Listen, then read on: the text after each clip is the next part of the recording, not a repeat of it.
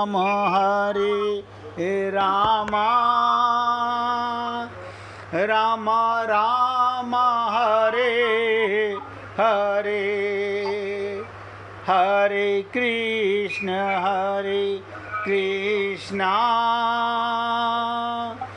कृष्ण कृष्ण हरे हरे हरे राम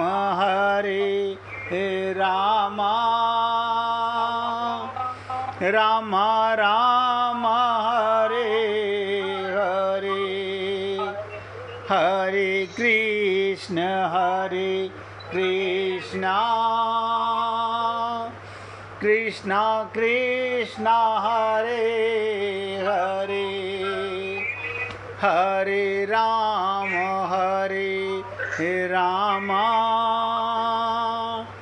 राम राम हरे हरे हरे कृष्ण कृष्ण कृष्ण हरे हरे हरे राम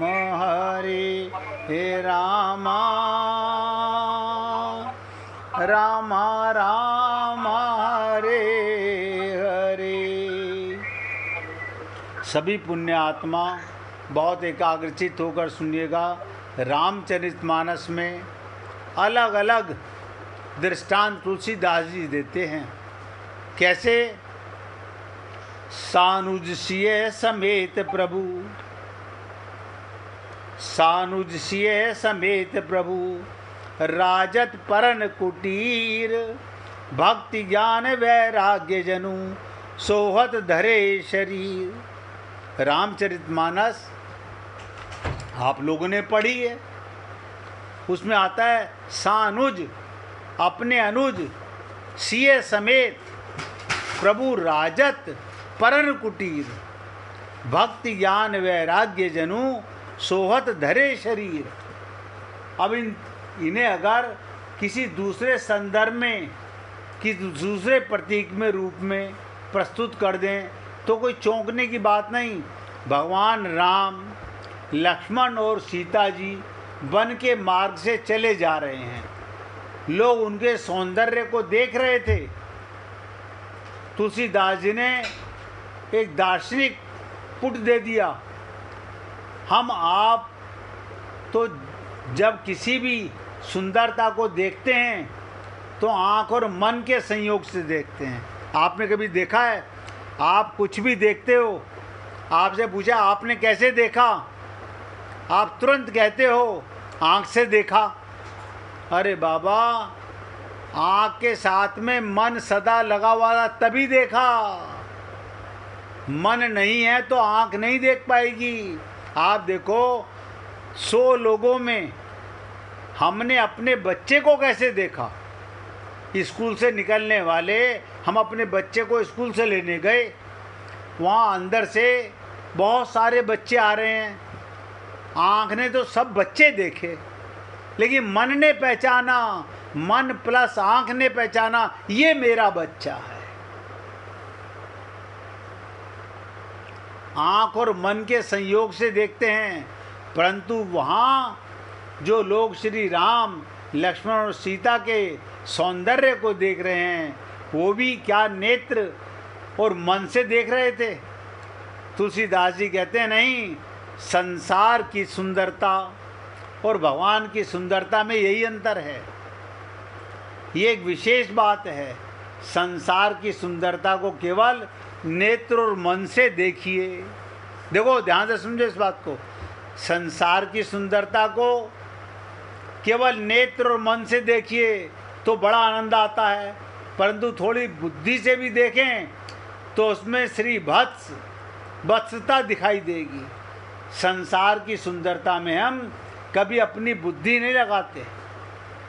जो शरीर हमें बड़ा सुंदर दिखाई देता है, उसकी संरचना को अगर हम बुद्धि से देखेंगे तो वो गंदगी का इतना बड़ा केंद्र दिखाई देता है कि उसे सुंदर मान ही नहीं सकेंगे। अब आत्मा की दृष्टि से नहीं देखते हम लोग, ये बड़ी चीज है। इसलिए आपसे निवेदन करता हूं, हर जगह पर जहां केवल मन और इंद्रियां देख रही है, आप देखो कान कोई चीज सुनता है तो मन साथ में होता है, नासिका कोई सुगंध लेती है तो मन साथ होता है, और मन पहचानता है मन इंद्रियों का गुलाम है और इंद्रियां विषयों की गुलाम है।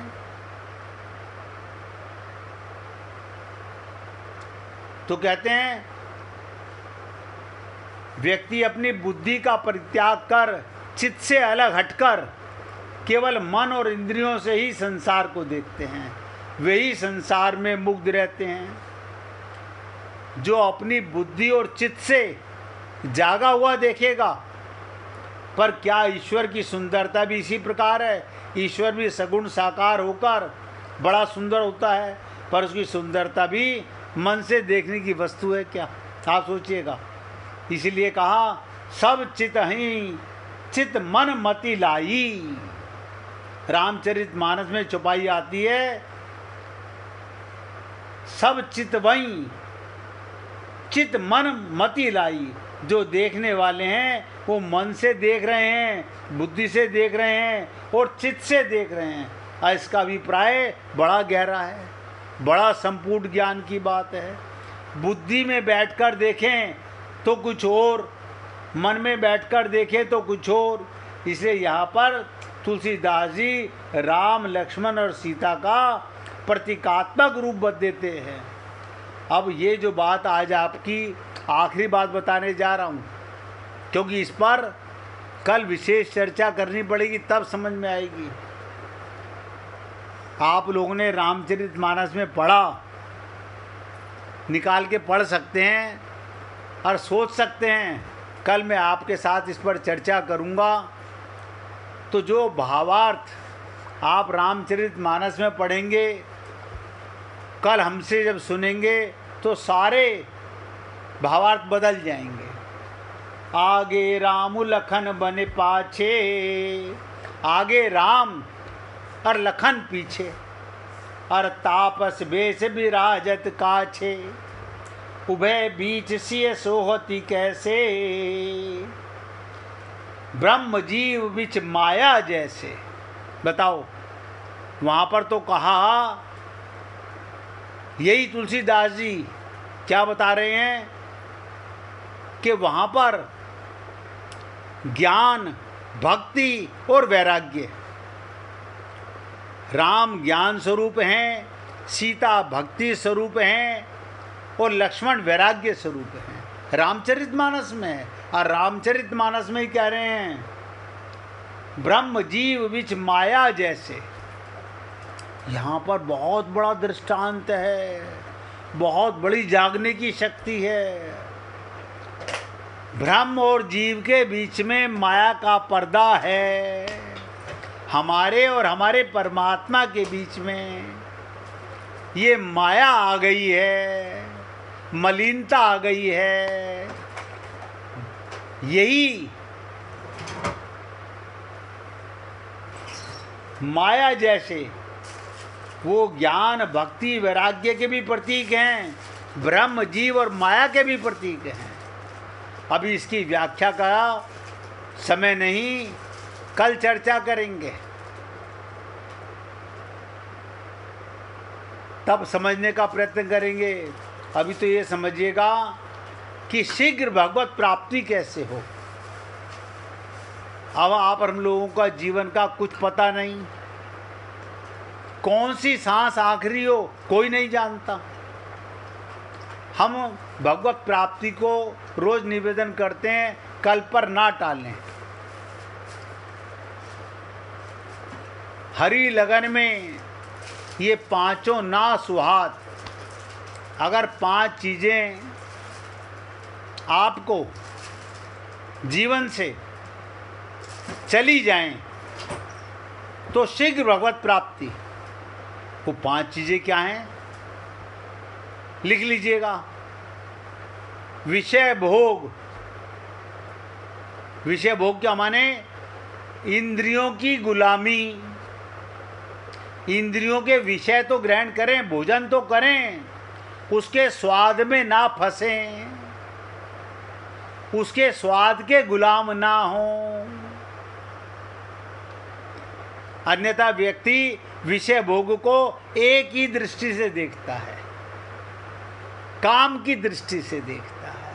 व्यापार तो करें लेकिन कमाई की दृष्टि से ना करें, वो भी विषय भोग है। हम अपना धन कमा रहे हैं, अरे पागल, अपने धन का तो पता ही नहीं है अपना धन क्या है। तो 5 चीजें मैं आपसे निवेदन कर रहा हूं। विषय भोग से 5 ज्ञानेंद्रियां हैं, 5 ही विषय हैं और 5 ही तरह के संसार के स्वाद हैं। 5 इंद्रियां 5 प्रकार के विषयों में लिप्त रहती हैं। पहला काम, अगर ये 5 से आप आरंभ बच जाएं तो एक पल में शीघ्र भगवत प्राप्ति हो सकती है। नंबर दूसरा, निद्रा। निद्रा माने जब सोने जाएं तो भगवान का ध्यान करते हुए जाएं।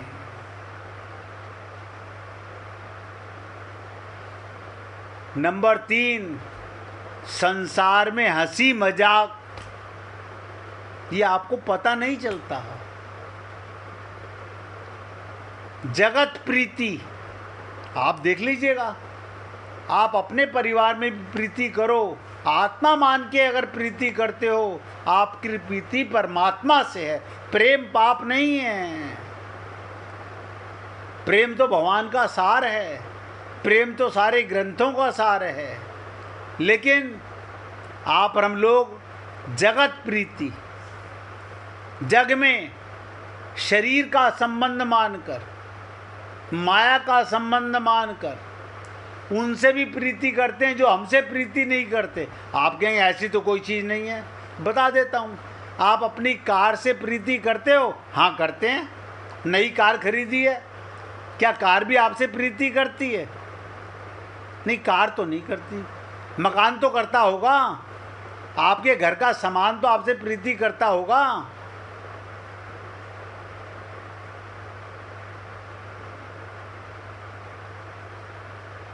चार चीज आपको बता दी, यानी जड़ चीजों से भी प्रीति कर रहे हैं हम लोग। और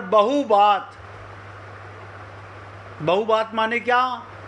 संसार की चर्चाएं बंद करो,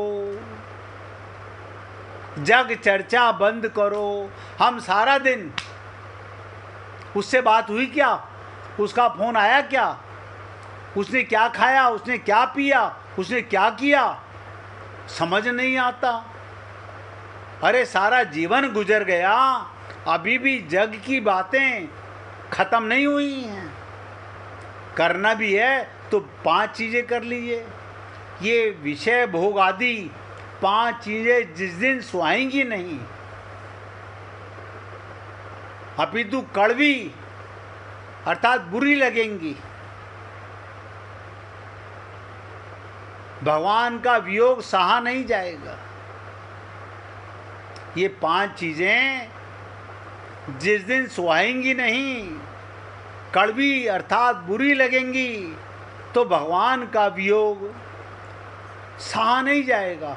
उसी दिन प्रभु मिल जाएंगे। इतने प्यारे भगवान, इतने प्रियतम परमात्मा, जिनके समान कोई प्यारा हुआ नहीं।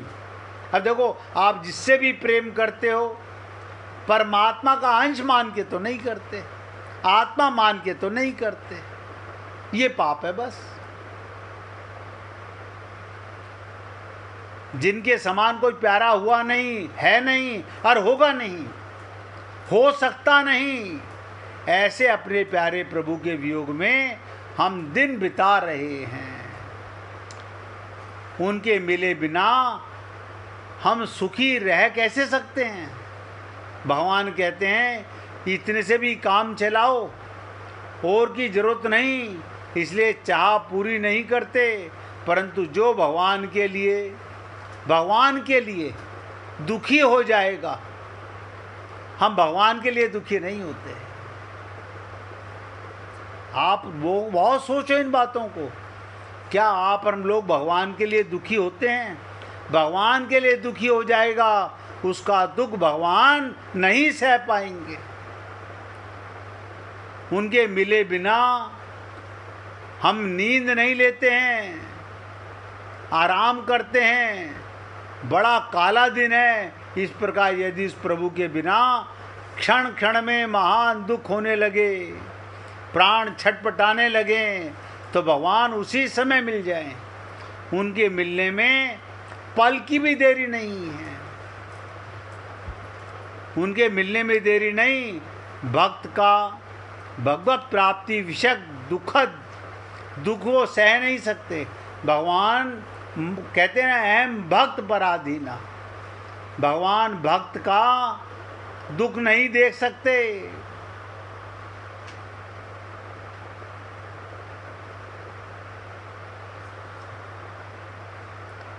लोग वाग कैसे कैसे प्रश्न करते हैं, ध्यान से सुनिएगा। एक व्यक्ति ने अपने गुरु से पूछा, सभी के लिए उपयोगी क्या प्रश्न था? कोई हमारे बारे में कुछ अपशब्द कह देता है। आप और अब लोग बहुत सुनते होंगे संसार में, उसने हमारे बारे में ऐसा कहा, उसने हमारे बारे में ऐसा कहा। कोई गलत बात कह देता है तो मुझे बहुत गुस्सा आता है, मन करता है उसको मार ही दूं। ऐसा क्यों होता है हमारे साथ? जब कोई हमारे बारे में गलत बात करता है, हमारे मन में उसके लिए गलत विचार क्यों आते हैं? पूछा, कृपया इसका समाधान कीजिए। फिर मेरा किसी चीज़ में मन नहीं लगता, सारे दिन दिमाग में सिर्फ वही बातें घूमती रहती हैं। उसने मेरे बारे में ऐसा कहा, उसने मेरे बारे में ऐसा कहा, यानी सत्संग की बातें हवा हो जाती हैं। तो संत महात्मा क्या कहते हैं? इस समस्या के दो समाधान हैं। कोई भी एक उपाय करने से समस्या निश्चित समाप्त हो जाएगी। वो दो उपाय क्या हैं? वो ध्यान से समझिएगा। निरंतर डटकर भगवान का चिंतन करें,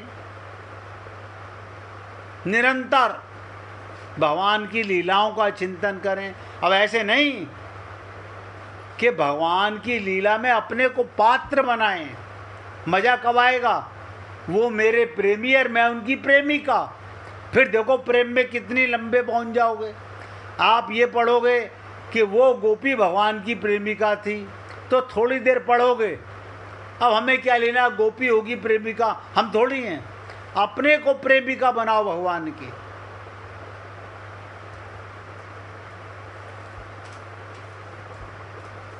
जीवन में वासुदेव सर्वम का सिद्धांत उतारना चाहिए, यानी सारी सृष्टि भगवान है। जब सभी कुछ भगवान है तो गाली भी तो भगवान है, उसने हमें गाली दी, और गाली देने वाला भी भगवान ही है। हमारे गुरुदेव कहा करते थे, 12 खड़ी का एक भी अक्षर ऐसा नहीं जिस पर भगवान का नाम ना हो।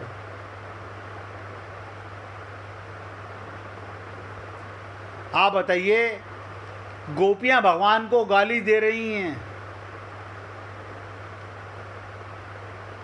तो गाली देने वाला भी भगवान है। फिर दुख किस बात का? आपको उसको भगवान का स्वरूप समझकर प्रसन्न होना चाहिए। बदला लेने की बात तो उठनी नहीं चाहिए। रामचरितमानस में आया, उमा जे राम चरण रत। देखो भगवान शंकर कह रहे हैं, उमा जे राम चरण रत, विगत काम मद क्रोध, निज प्रभु में देखई जगत, कही सन करई विरोध। उपनिषदों में कहा गया ब्रह्म नाद ब्रह्म, ब्रह्म से दुख या प्रसन्न क्यों? श्रीमद् भागवत महापुराण में कहा गया, भगवान ने ब्रह्मा जी से कहा कि मन वाणी और दृष्टि से, मन वाणी और दृष्टि से जो कुछ भी ग्रहण किया जाता है वो मैं ही हूँ। आप बताओ, अगर आप ये सोचो मन में आने वाला प्रत्येक चीज भगवान है तो मलिनता खत्म। दृष्टि से, आंखों से मैं दिखता हूँ, पूरे संसार में जो कुछ भी ग्रहण किया जाता है मन से वाणी से, ये भगवान कह रहे हैं ब्रह्मा जी से, मन वाणी और दृष्टि से जो कुछ भी ग्रहण किया जाता है वो मैं ही हूँ, तुम ऐसा निश्चय पूर्वक समझो। ये कैसे कहा गया? मनसा वचसा दृष्टया अमेव तय मद्दोत इति बुद्धवा। भगवान का कहते हैं गाली आप शब्द के रूप में भी भगवान ही हैं। भगवान तो बुरा नहीं मानते। गोपियां गाली दे रही हैं, भगवान प्रसन्न हो रहे हैं। गाली आप शब्द के रूप में भगवान ही हैं, ऐसा समझकर प्रसन्न होना चाहिए। किसी ने आपकी बुराई की तो कोई बात नहीं, उसमें भी भगवान है, बुरा मत मानो। और आप और हम लोग एक पल में बुरा मानने लगते हैं। भगवान के प्रसाद में लड्डू भी होता है और करेला भी होता है। जरूर है आपकी तारीफ की जाए, कोई कड़वी बात भी बोल सकता है। 56 भोग में करेले की भी रेसिपी होती है, क्योंकि वो भगवान का प्रसाद है। यही बात निंदा और गाली या प्रशंसा के संबंध में है। दो सम धीर धरई मन माही। ज्ञान योग की दृष्टि से गाली अपशब्द, निंदा अपमान, तिरस्कार सम्मान सब भगवान का स्वरूप है। जब एक ही बात हो गई, सिया राम में सब जग जानी। इसलिए हे पुण्य आत्माओं, अपने शब्दों को विराम दे रहा हूँ और आप लोगों से निवेदन कर रहा हूँ, अगर भगवत प्राप्ति करना चाहते हो, बुरा मानना छोड़ दो। आत्मज्ञान के अंदर जैसे ही बुरा लगता है, तुरंत आप मन बुद्धि शरीर बन जाते हो। निवेदन करना मेरा कार्य है, मानोगे बहुत बड़ा मार्ग प्रशस्त हो जाएगा। बुरा लगेगा ही नहीं किसी की बात का, आनंद ही आनंद रहेगा। भगवान को गोपियां गाली दे रही हैं, उनके सखा गाली दे रहे हैं, भगवान बुरा नहीं मानते हैं। एक तरफ तो कहते हो सिया राम में सब जग जानी। जब सब भगवान का स्वरूप है तो कौन देने वाला और कौन लेने वाला। अब आप गुड्डी जी से भजन सुनिए, बाकी की चर्चा कल करेंगे। सुनिए। राधे श्याम रटो उमरिया थोड़ी है। राधे श्याम रटो उमरिया थोड़ी है। नाव भंवर में फंसती जाए,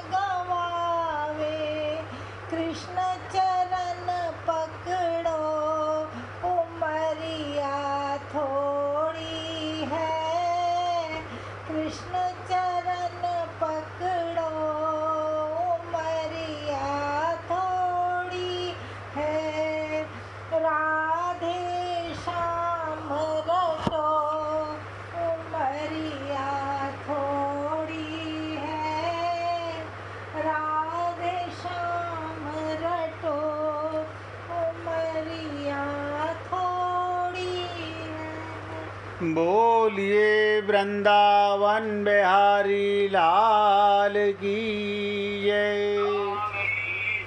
जय जय श्री राधे, जय जय श्री राधे। बोलिए लाल जी का मंगल हो, सभी भक्तों का मंगल हो। सबको राधे राधे भैया, सबको राधे राधे भाई, राधे राधे, राधे राधे जी, राधे राधे, सबको राधे राधे जी।